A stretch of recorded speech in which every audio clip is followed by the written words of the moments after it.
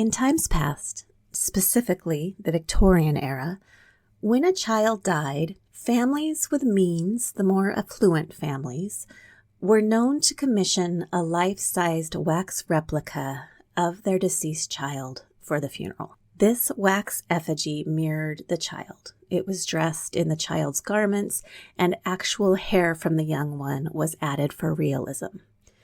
Typically, these wax representations depicted the child in a serene pose, eyes closed, and in a peaceful slumber. The back of the head was intentionally flattened, ensuring that the doll lay gracefully.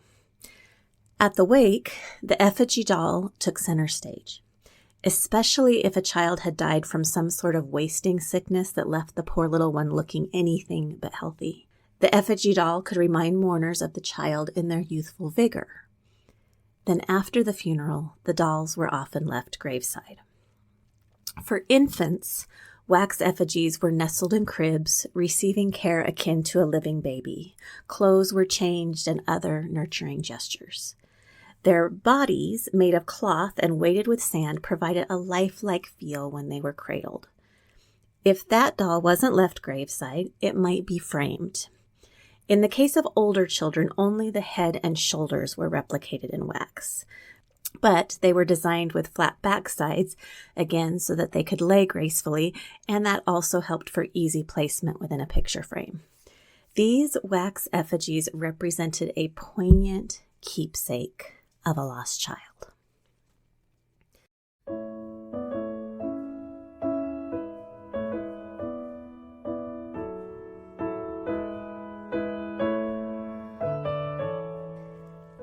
This is Death Becomes Her, and I'm your host, LiElla Kelly.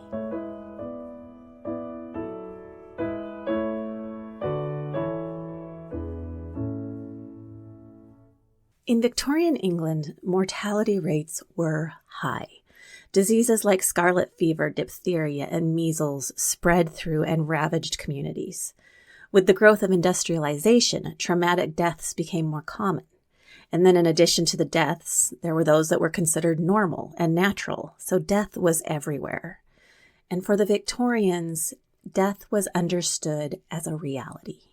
It was talked about, it was planned for. Some brides were even known to include a funeral shroud in their wedding trousseau. Death was an expectation, an inescapable eventuality. And with death came grief, and with grief came the public display known as mourning. The time period following the death of a loved one was sacred. It was a time to slow down. Social calendars were cleared, allowing time for solemn reflection. Ordinary clothes and jewelry were traded for somber fabrics and colors signifying grief and the spiritual darkness of bereavement. These practices, they brought acknowledgement of the loss. They were an outward sign identifying the mourner.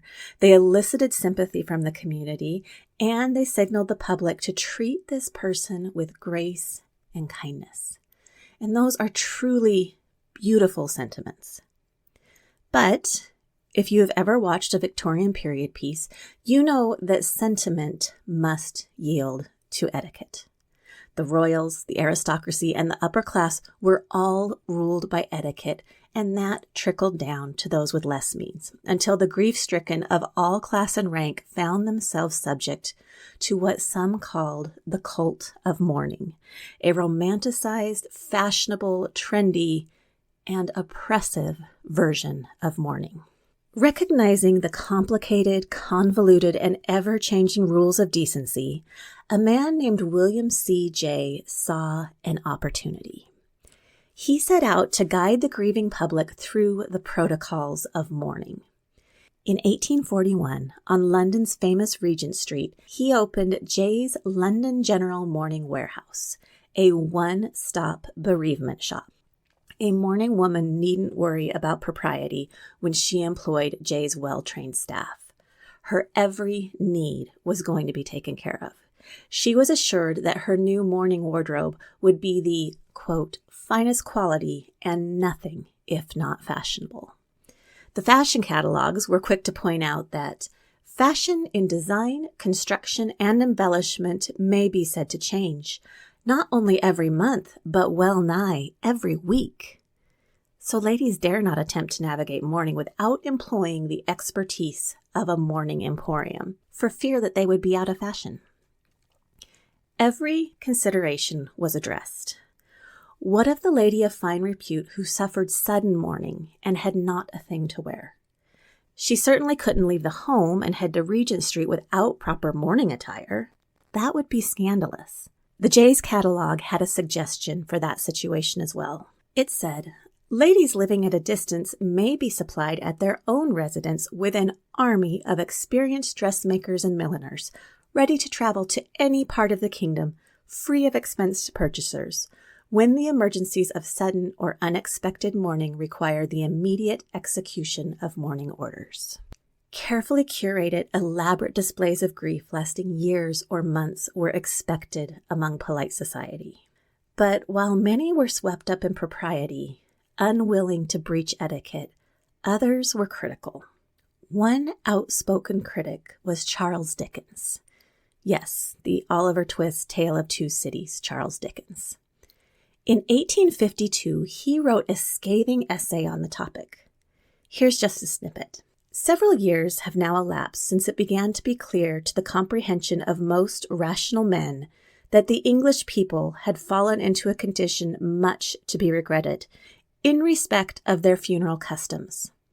A system of barbarous show and expense was found to have gradually erected itself above the grave, which, while it could possibly do no honor to the memory of the dead, did great dishonor to the living, as inducing them to associate the most solemn of human occasions with dishonest debt, profuse waste, and bad example in an utter oblivion of responsibility. No class of society escaped. In spite of Dickens' impassioned comments, mourning continued to trend toward increasingly more elaborate displays. Lavish funerals, ornate grave monuments, expensive keepsakes like the wax dolls mentioned at the outset. And with the death of Queen Victoria's husband, Prince Albert, in 1861, the cult of mourning reached its peak. England, Europe, and America were mesmerized with Queen Victoria's unrivaled grief. Mourning warehouses popped up from New York to Paris, offering stationery, parasols, coffins, mourning jewelry, death photography, salesmen often preying on the naivety of those desperate to keep up with the latest trends. But a cultural shift was happening. Society was beginning to grow weary of the exploitation of the grief-stricken, burdened by ritual. Mourning had left many in financial ruin, even homeless. All the same, in some circles, mourning etiquette was still hanging on. And then came World War I, with its poison gas, trench warfare, airplanes, flamethrowers, and machine guns. Millions upon millions died. The Spanish flu claimed millions more. The oppressive, drawn-out mourning rituals and grand funerals of the past became impractical and appeared self-indulgent in the face of such large-scale community loss. The world had changed, and a new culture around death was emerging.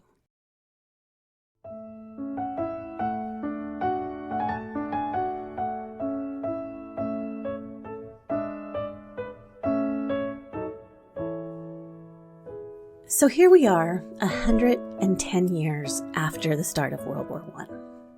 What have we learned? How are we doing when it comes to grief and mourning?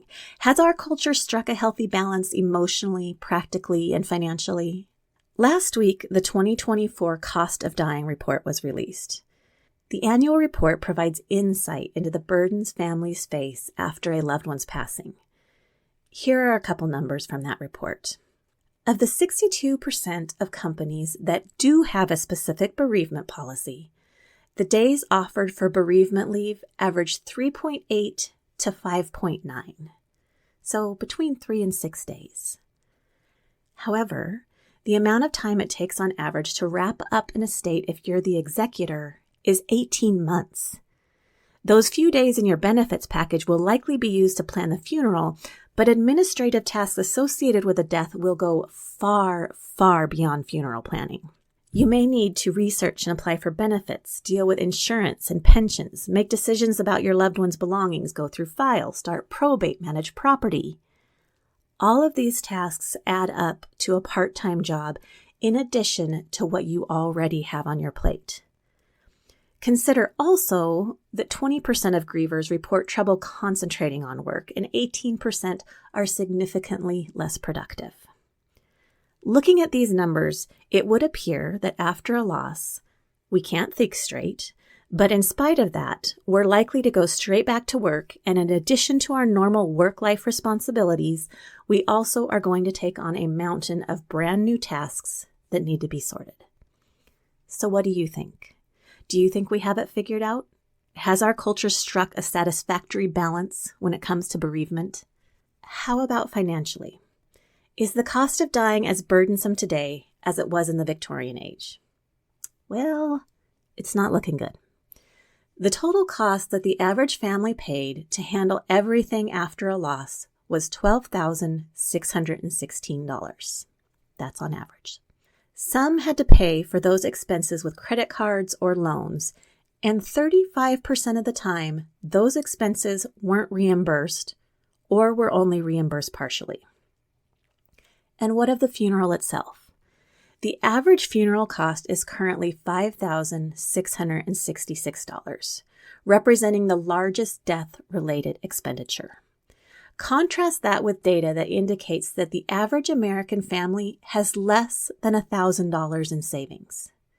For many, funerals are a huge financial burden, and many will feel some level of pressure to provide a certain standard of funeral for a loved one.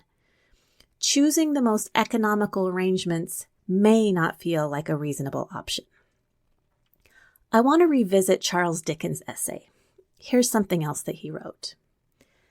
The competition among the middle classes for superior gentility in funerals, the gentility being estimated by the amount of ghastly folly in which the undertaker was permitted to run riot, descended even to the very poor, to whom the cost of funeral customs was so ruinous and so disproportionate to their means that they formed clubs among themselves to defray such charges. This struck me as interesting. Back in 1852, the expense of funerals was such that people had to join together to cover costs. They had to crowdfund. Does that sound familiar?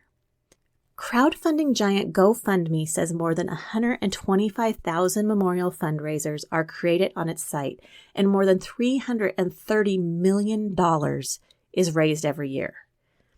As the cost of dying increases, more and more families are turning to crowdfunding.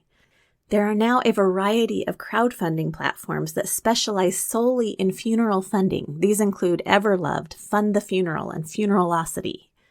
In the Victorian era, social pressure and impossible standards of etiquette burden mourners emotionally and financially. Today, the social pressure may have eased, but economic pressures, high cost of living, and fast-paced lives, we, just like our Victorian predecessors, find ourselves burdened emotionally and financially. The details may have changed, but we're still struggling to find a balance when it comes to grief and mourning. It's easy to look at Victorian mourning as wasteful and frivolous, but there's at least one category where they have us beat. They were masters at holding space for their grief. They weren't afraid to talk about death, to plan for death, and to outwardly express their grief.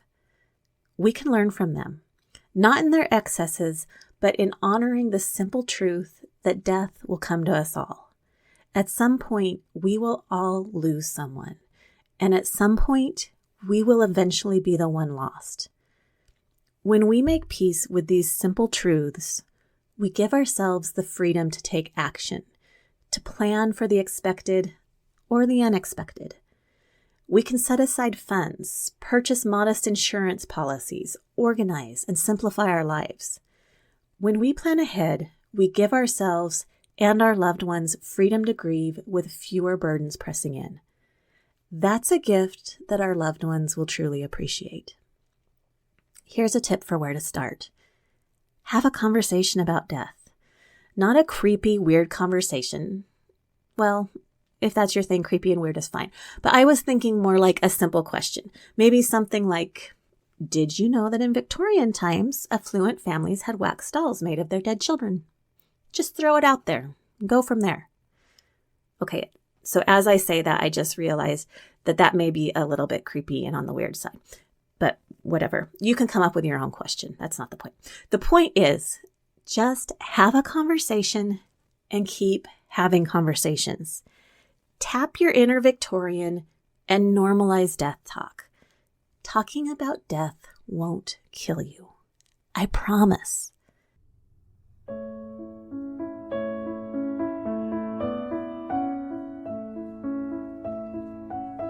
Thank you for listening to Death Becomes Her. As always, you can find me on Instagram at leavingwelldeathdoula, or you can reach me at leavingwellmt.com. If you have questions or comments about today's episode, or questions about where to get started with planning, send me a message. I would be happy to send you some resources and get you on your way.